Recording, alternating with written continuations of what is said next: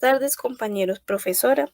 Para esta lección, el grupo está integrado por Rubén Camilo Rodríguez Sánchez, Rubio Páez Carlos Daniel, Silvia Andrea Carolina, Tapiero García Nigiret Dayana, Tejedor Carrillo Haider Jean-Pierre y quien les habla Urrego Ortiz Paula Andrea. Primero vamos a hablar del siglo XIX, medicina de la terapeuta. Durante este periodo de tiempo se desarrollaron o se llevó a cabo diferentes situaciones que ayudaron a la evolución de la medicina un poco más cercana a lo que conocemos actualmente.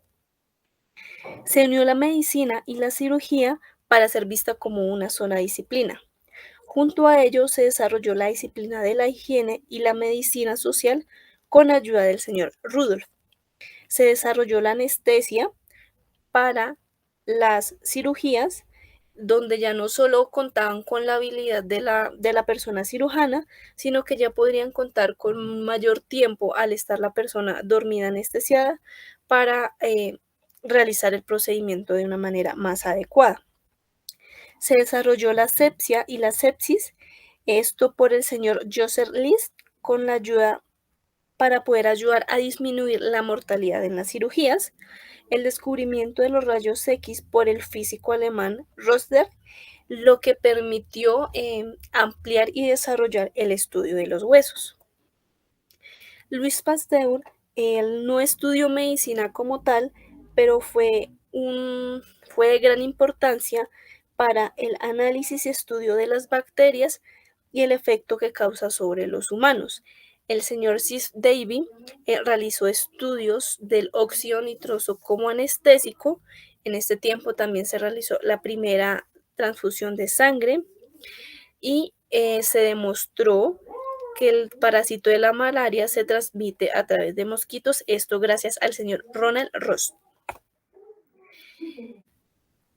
Como se mencionó anteriormente, el señor Joseph Lister fue uno de los que ayudó para que la práctica cirujana se llevara de mejor manera y esto lo hizo mediante la publicación del estudio que realizó.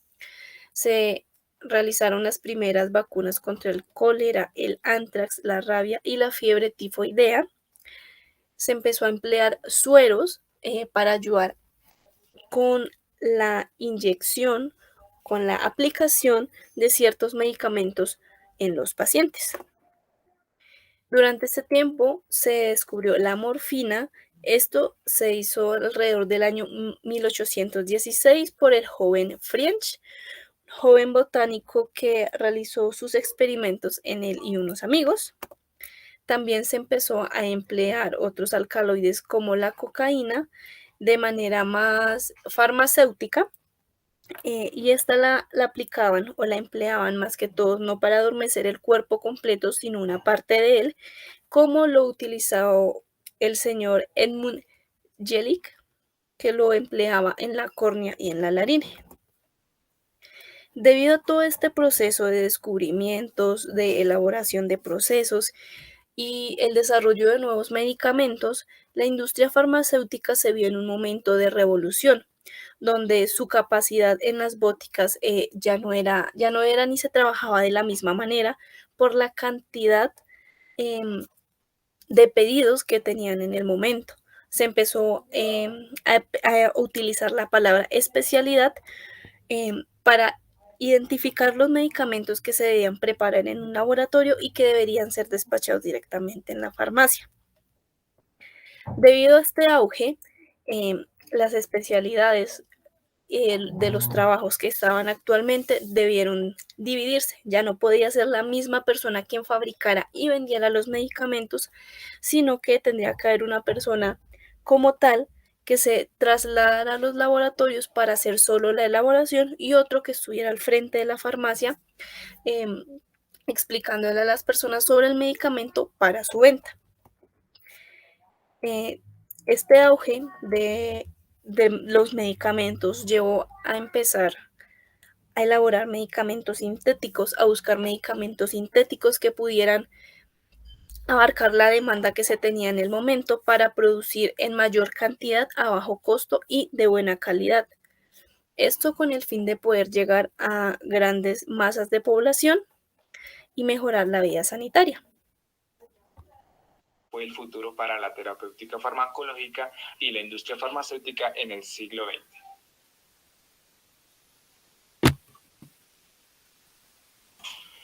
Inicio así dando a explicar qué es y para qué sirve la terapéutica farmacológica.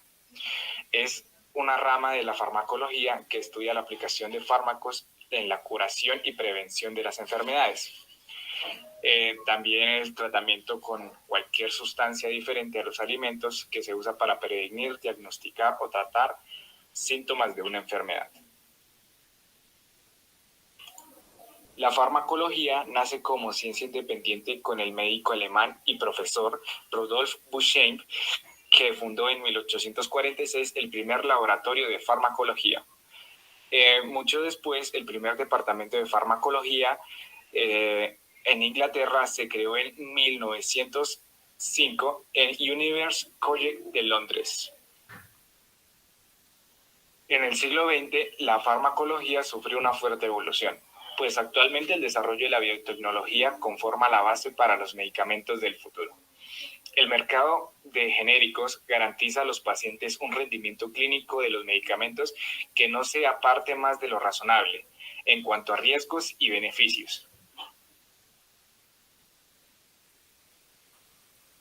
El concepto de uso racional de los medicamentos define un proceso que involucra una prescripción, conservación y administración adecuada, así como disponibilidad oportuna y una adhesión del paciente al tratamiento farmacológico. Un dato interesante es que el uso irracional de los medicamentos es la principal causa de las llamadas patologías farmacológicas. En cuanto a la industria farmacéutica, durante este siglo se dieron muchos eventos importantes.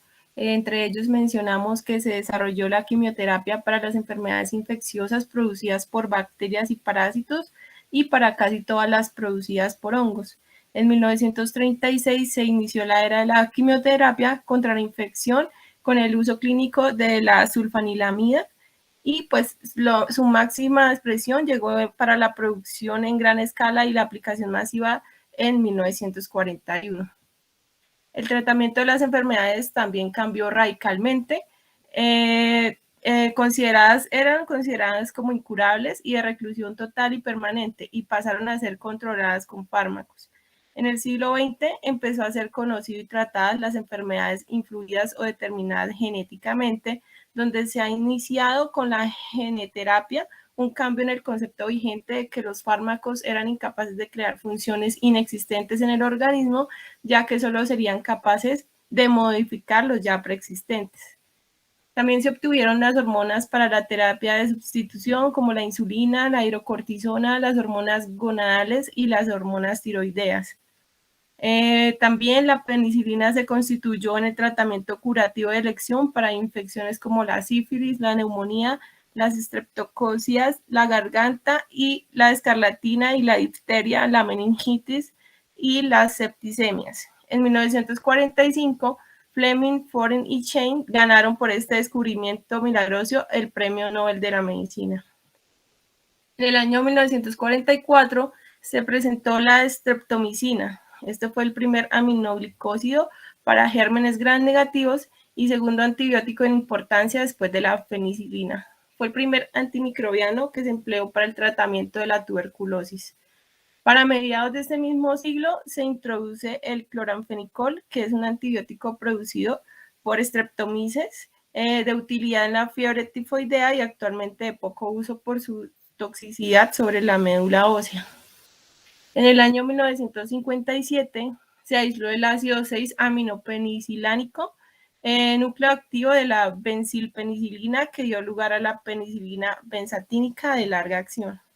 En 1961 aparece la ampicilina, primera penicilina a la que se le aplicó la expresión de amplio espectro para indicar su buena actividad antibacteriana contra una serie de bacterias gram negativas y gram positivas. Le siguieron la amoxicilina en 1972, la ticarcilina en 1975 y la aslocilina en 1977. La streptomicina fue el primer aminoglicósido y pues se conoce que fue aislado en 1944 por Selman quien ganó el Nobel en 1952 por este descubrimiento. En 1964 se presenta el etambutol como fármaco antituberculoso y 3 años más adelante la rifampicina, antibiótico rifamicínico para el tratamiento de la tuberculosis. Más adelante pues aparece el Astronam, primer antibiótico betalactámico con núcleo monocíclico. Se comercializa el carbapémenico, un derivado de la tienamicina junto con la cilastatina para prevenir el metabolismo de imipenem. En 1986 aparece el Sulbactam, un inhibidor betalactámico para ser utilizado en combinación con cefalosporinas y penicilinas. Aparece también la solución por inhalación de tobramicina, el primer antibiótico por vía inhalatoria en el tratamiento de fibrosis quística. Más adelante aparece la trimetoprima, un inhibidor del ácido fólico asociada al sulfametoxazol, de lo que resulta un incremento en el empleo de las sulfonamidas. En el año 1981 se introduce el ácido clavulánico, inhibidor de las beta-lactamasas, para su uso y en asociación con la penicilina. Le siguió también el tazobactam y en 1983 sale el norfloxacino, que es una fluoroquinolona antibacteriana. Estas fluoroquinolonas se derivan de una amplia variación de sustituyentes del anillo y del sistema del anillo del ácido nalidixídico en 1962. En el año 1999 se comercializa la quinaspristina, un antibiótico del grupo de las estreptograminas, como nueva estrategia en el tratamiento de las infecciones resistentes. Voy a hablar de la edad contemporánea, específicamente la biotecnología.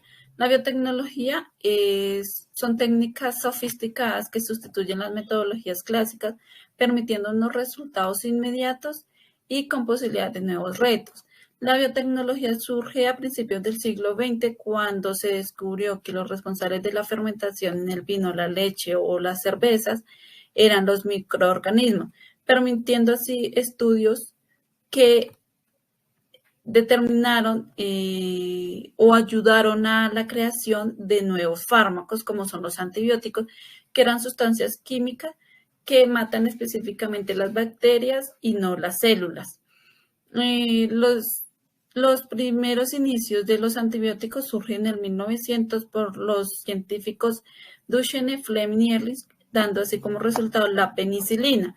En 1970 surge la ingeniería genética, que ya no usaba microorganismos o sus derivados por mutagénesis, sino que eran modificados de una forma dirigida, dando así la insulina transgénica, que era creada en bacterias a las cuales se les había insertado genes de hormonas.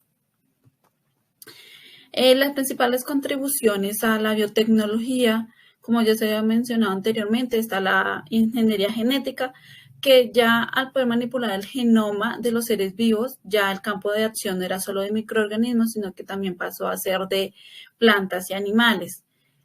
También surge la biología sintética, que pasó de manipular lo que se encontraba a crear nuevas biomoléculas o sistemas biológicos con unas funciones que no existían anteriormente.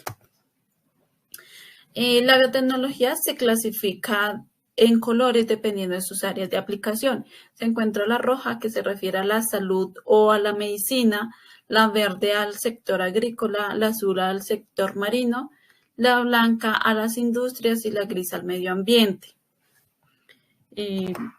La actualidad en la biotecnología se encuentra revolucionando, ya que están pensando en crear un diagnóstico temprano de algunas enfermedades. Es decir, ellos están tratando de cambiar la secuencia o determinar cómo son las secuencias del ADN para así poder predecir alguna enfermedad a tiempo para poder ofrecer un tratamiento temprano. Especialmente se están tratando algunas bacterias y se han podido hacer estudios o se están haciendo los estudios referente a las enfermedades como el cáncer o el SIDA, que son unas enfermedades que no tienen como una cura hoy en día. También están las terapias alternativas, que son productos o prácticas que acompañan a la medicina estándar. Estas terapias alternativas o complementarias, como también se conocen, está dividida o clasificada en 5 partes. Están los sistemas médicos completos, que es una descripción de la enfermedad, el diagnóstico o el tratamiento que se le va a dar a estas. Pueden ser las técnicas ayurveda, homeopatía, naturopatía o la medicina corporal. Están las técnicas de mente y cuerpo, ya que se considera que la mente, los efectos mentales pueden afectar la salud. Las técnicas son la biorretroalimentación, la hipnoterapia, la visualización guiada, la meditación y técnicas de relajación como el yoga, que consiste en tener una atención principal en la respiración para que el cuerpo pueda tener una relajación y así poder aliviar el dolor. Están las prácticas con base biológica, que son sustancias que se emplean para la mejora de la salud, que son como la fitoterapia, terapia con quelantes, terapia nutricional y productos naturales o complementos. Las terapias manipulativas o terapias basadas en el cuerpo se tratan de tratar estas enfermedades por medio de la manipulación corporal. Está la quiropraxia, la aplicación de ventosas, los masajes, la moxibustión y la reflexología. Y por último tenemos las terapias energéticas, porque se considera que el cuerpo tiene una fuerza vital o una energía sutil que reside en este y en sus alrededores. Una de las principales técnicas es la acupuntura, que es muy conocida en muchos países, ya que es la que tiene como principal permiso para ser practicada. La acupuntura se trata de estimular los puntos específicos del cuerpo y esto se realiza por medio de unas agujas. Están los imanes, está el reiki y el toque terapéutico. Tecnología es el estudio y la manipulación de materia en tamaños realmente pequeños, generalmente entre 1 y 100 nanómetros. Para decir un ejemplo, una hoja de papel tiene unos 100.000 nanómetros de grosor. Entonces podemos afirmar que es una de las tecnologías del futuro y tendrá aplicaciones muy importantes en la ciencia, química molecular, microfabricación, entre otras. La nanotecnología también comprende una muy amplia gama de materiales, procesos de fabricación y tecnologías que se usan para crear y mejorar muchos productos que la gente usa diariamente. Cabe aclarar que nano es un prefijo del Sistema Internacional de Unidades que corresponde a un factor 10 a la menos 9, una milmillonésima parte de un metro. Cuando hablamos de las características de la nanotecnología, tenemos pues 2 principalmente: la interdisciplinar, que es la que más se usa. De hecho, representa un ensamblaje interdisciplinar de varios campos de las ciencias naturales. La teórica no es aplicable a grandes escalas. Cuando hablamos de los nuevos comportamientos, tiene la particularidad de que espera controlar átomos y moléculas. Y cuando hacemos referencia a que hace obsoleta la tecnología actual, se basa fundamentalmente en la novedad y capacidad de invención, debido a que en muchos casos la tecnología actual no podrá satisfacer las necesidades de la nanotecnología. Por su parte, la mecánica cuántica rige la escala nanométrica. Eso se debe a que podría significar que en el futuro se incluya esta área de forma indispensable para la creación de nuevos dispositivos. Y cuando hablamos de los potentes hardware y software, esto se debe a que la representación computacional de los procesos a escala nanométrica es crucial para el desarrollo de la nanotecnología. Tenemos 5 tipos de nanotecnología. El primero es el top-down. Este tipo de nanotecnología es el más frecuente. Se trata de miniaturizar las estructuras a escala nanométrica. El bottom-up es aquella que a partir de átomos, moléculas o diversas nanoestructuras pueden crear un mecanismo mayor que el inicial. La nanotecnología seca se centra en la creación de materiales que no son conductores o que no funcionan con la humedad. La nanotecnología húmeda consiste en sistemas biológicos que existen en un entorno acuoso, incluyendo material genético. Y por su parte, la computacional establece que los átomos se pueden manipular si se emplean nanomanipuladores controlados por computadores. Tenemos algunas ventajas: bajos costos, green friendly. Por su parte, los bajos costos, eso permite abaratar los costos de producción en diversas áreas. Em, es amigable con el medio ambiente y que puede mejorar la eficiencia en el uso de recursos naturales. También la última es que amplía los límites a los cuales actualmente se enfrenta la electrónica. Las desventajas, una de ellas es una tecnología que se encuentra todavía en desarrollo. Su llegada más palpable se estima en unas cuantas décadas. Al parecer, algunos de los materiales tradicionales podría traer como consecuencia que se eliminen empleos. Entonces, la pérdida de empleo, el desempleo aumentaría principalmente en los países desarrollados.